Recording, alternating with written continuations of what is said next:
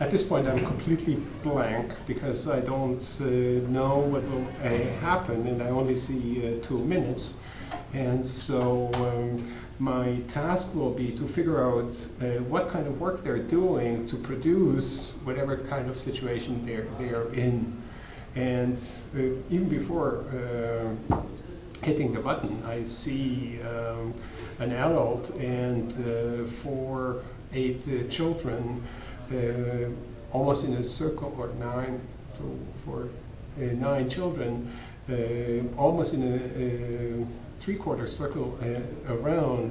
So the first thing that might go us is there might be some form of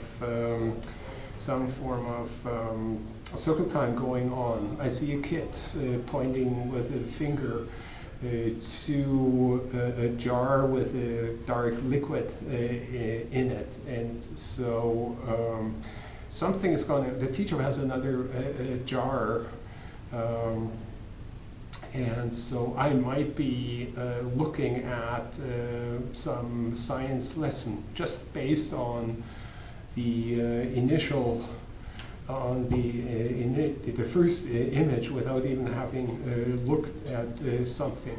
I also see the teacher oriented towards a sheet of paper. So there are a number of kids who have sheets of paper without looking at it.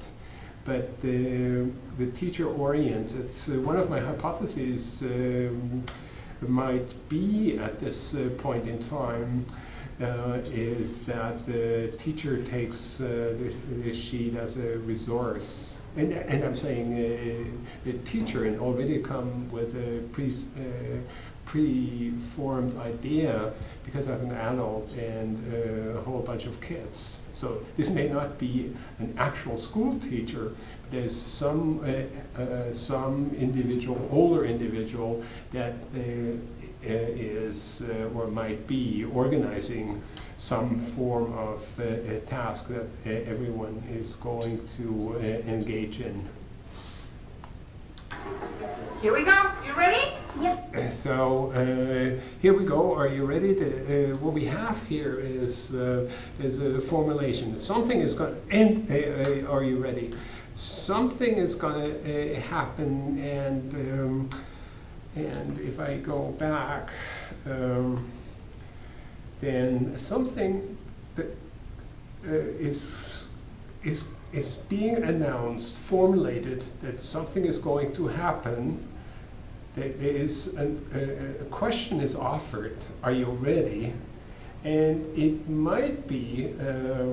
I could formulate the hypothesis that the children already know that what is coming, or what kind of things is coming. Maybe you're surprised, maybe, but that would have to be tested. But in the question, are you ready? Here we go. You ready? Here we go.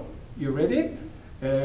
Is articulated in a way that makes me think that I might be looking at something or a type of event where some form of anticipation had been created, and then the children are now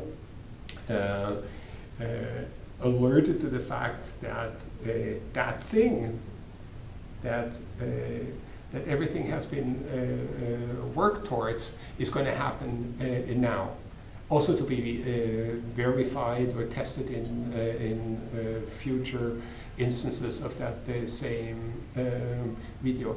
I also notice here, and I don't know whether that will be relevant, the adult has gaze directed towards one of the children. I don't see. I'm going back to 0, I see gaze oriented towards the glass. One of the kids still has a finger on. I'm moving a few images. The adult orients towards pouring and then turns the gaze towards maybe the little girl to her left. Ready? Yeah. Okay, here we go. So again, here we go. Orientation towards the jar, and I don't see, there's a head in between where the kid still has the finger on the glass jar on the bottom. I have a general orientation of all the children towards the experiment, towards the focal center where one jar is going to be emptied into another. So everyone is oriented towards that center. All the papers are down, and the teacher is pouring. Oh, now I see. It looks like there's sand and pebbles. I hear some sound, but I may want to anticipate and sort of test by understanding, by hypothesizing that there's some form of experiment going on where the test is to be whether the two volumes will add up, or whether the volume of the combined substances will be less than the separate volumes. Higher. So higher, we have the children making some form of comments. The higher the volume, it's an observational description. The volume of the liquid has increased. All the children still oriented towards the focal center. The teacher hitting the glass jar in what looks like a movement of getting all the material from the second jar into the liquid. Higher. So here another time, it's higher. So that makes me anticipate that that what might have happened before is that the setup that could have happened before is that a particular question was asked that they were to test. And the question that might have been asked is whether whether adding the two volumes together may indeed make the sum of the two volumes, or whether the total volume it might be less.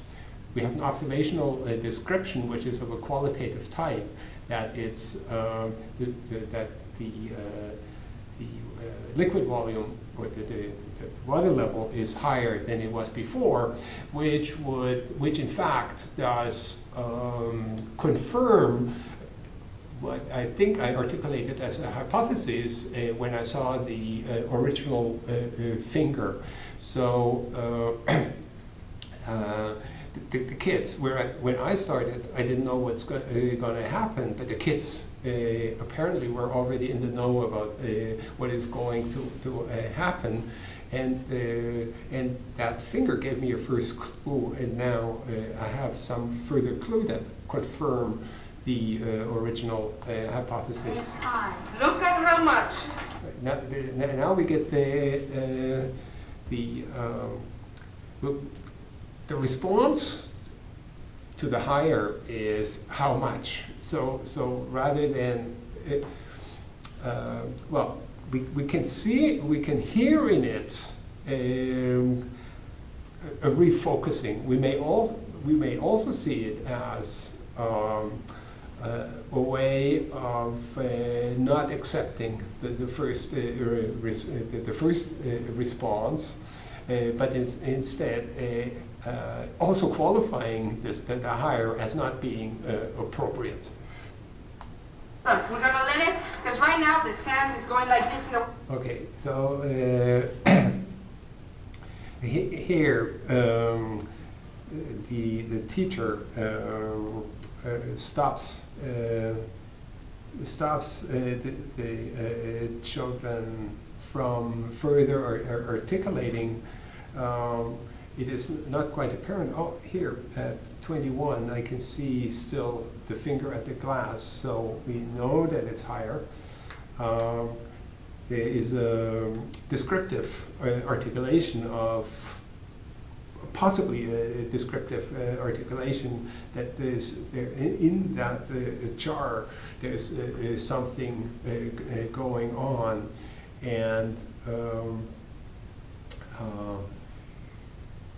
that particular move, wait, it's not just asking to wait, but the very fact that the teacher is talking there makes everyone wait, and for whatever comes next to be able to happen with the delay that comment is actually asking for. Sand is going like this in the... It's dancing too.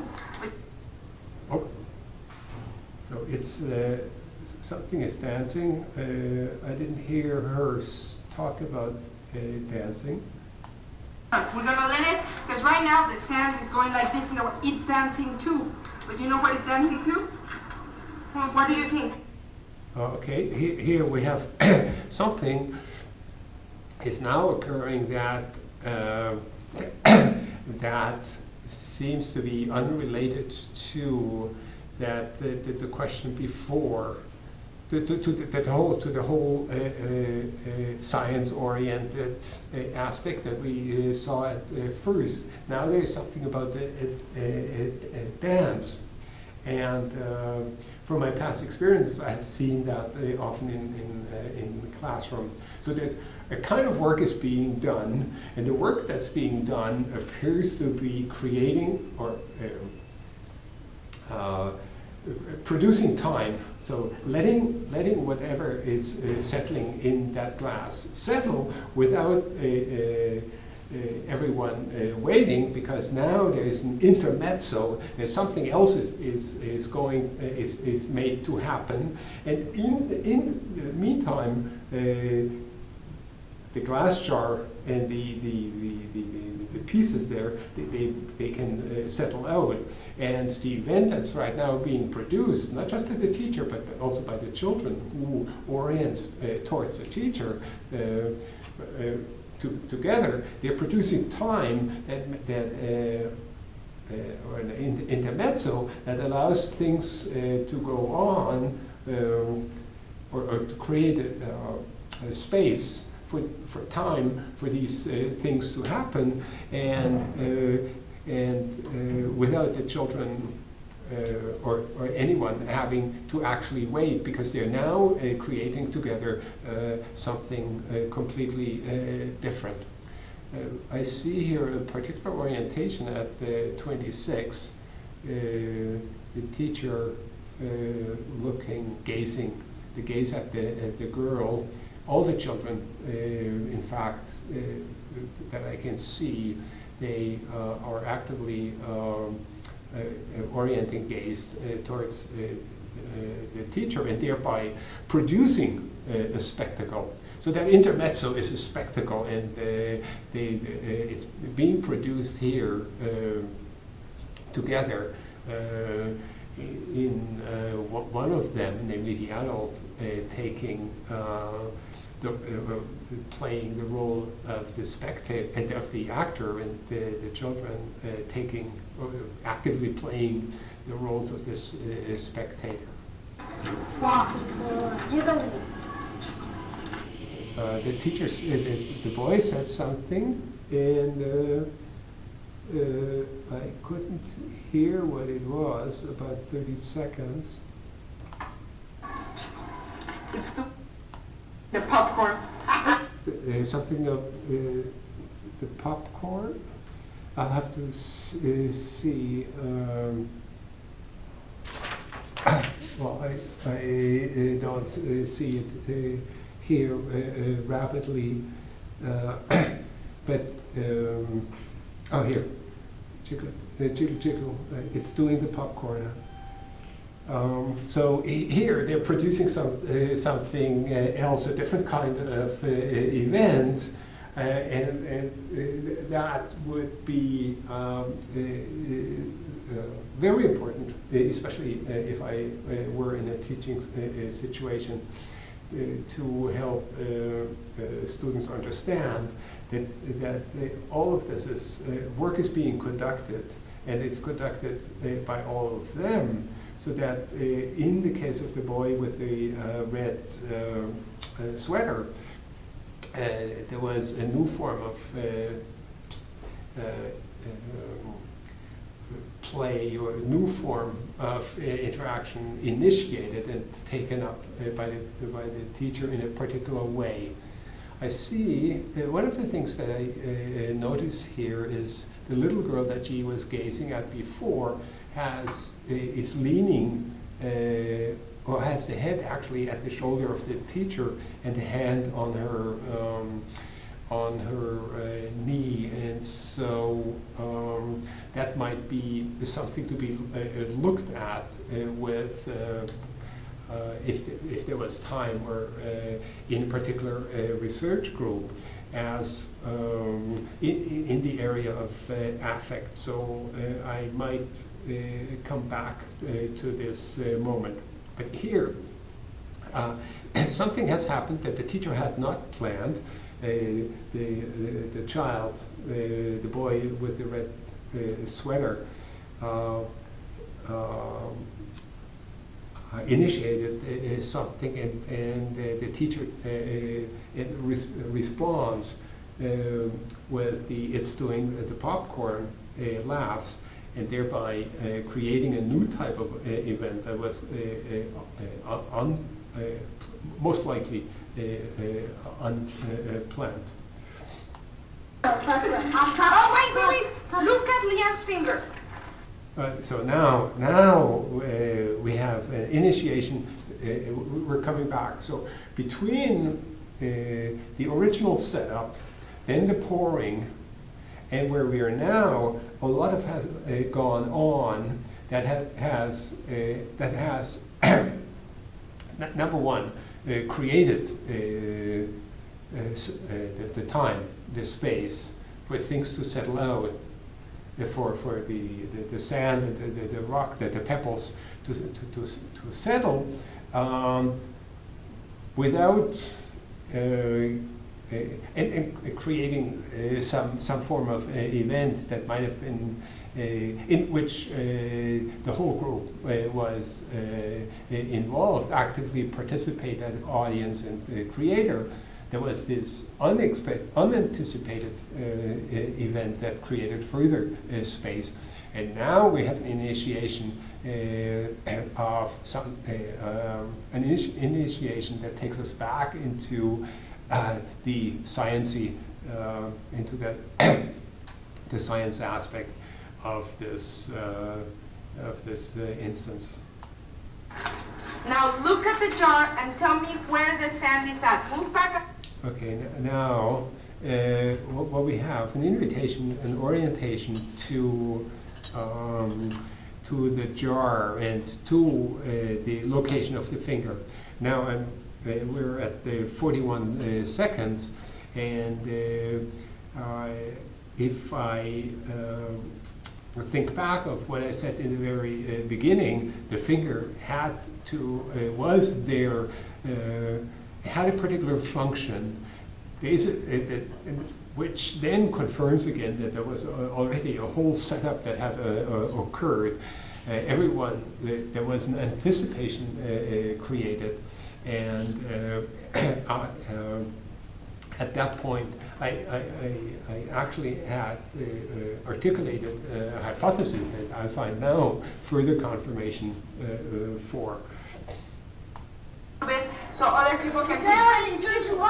So what we have here, the teacher is orienting the children, and not just generally orienting. She had asked to look at the finger in particular. So I went back to 37. Back to 37 seconds, and I see the finger is still there. There was a question that sort of surprising, perhaps, about where the sand is, because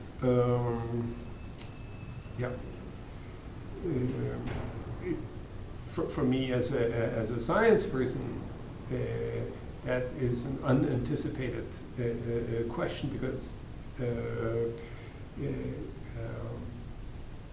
or maybe not. But the orientation is towards a particular aspect of that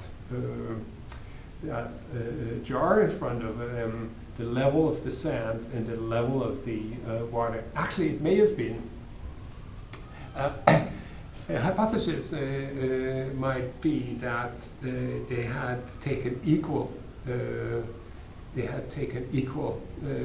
volumes of sand and pebbles in one jar, and the same amount of liquid in the other, and then it might make sense.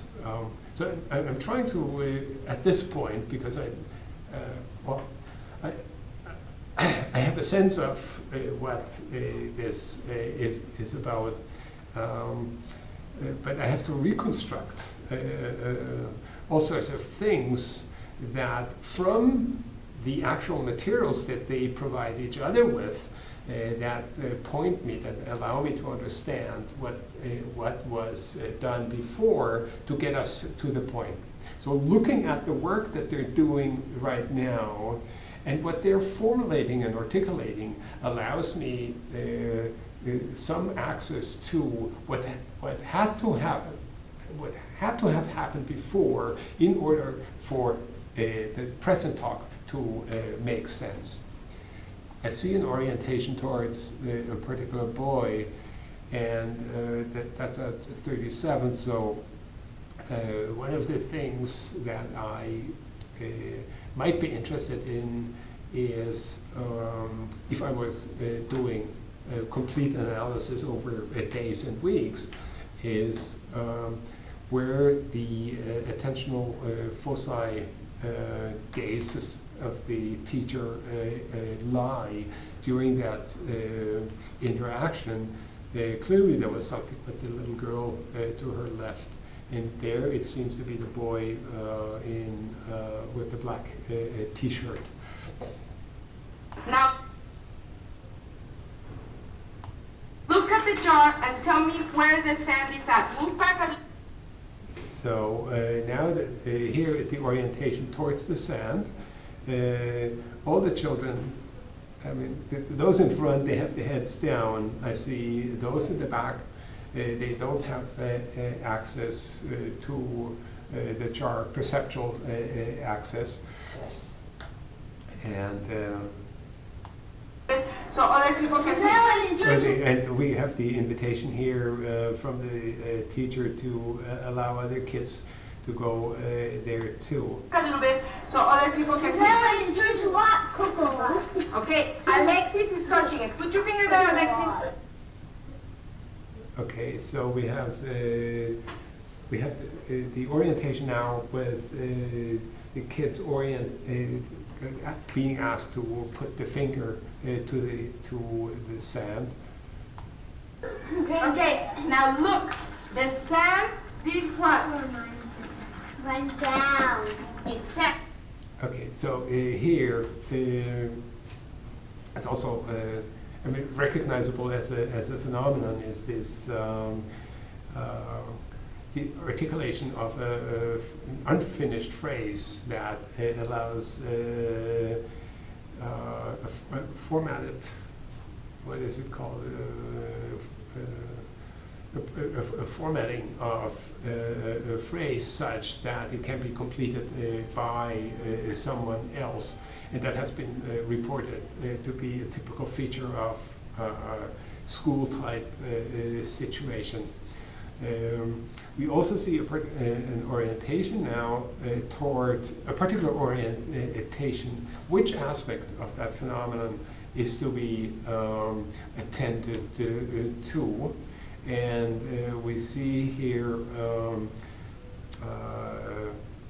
quite noticeable the gestural component, the gestural aspect of the communication in this situation. It's also interesting here. I'm scanning a little bit back.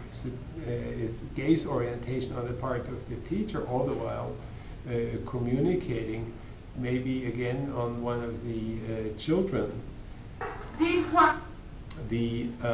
We have this setup. The gestures that now accompany talk, and gaze orientations are not of the children do not seem to be towards the hand, the teacher's hand that comes from the top. The second one is at the mid-level and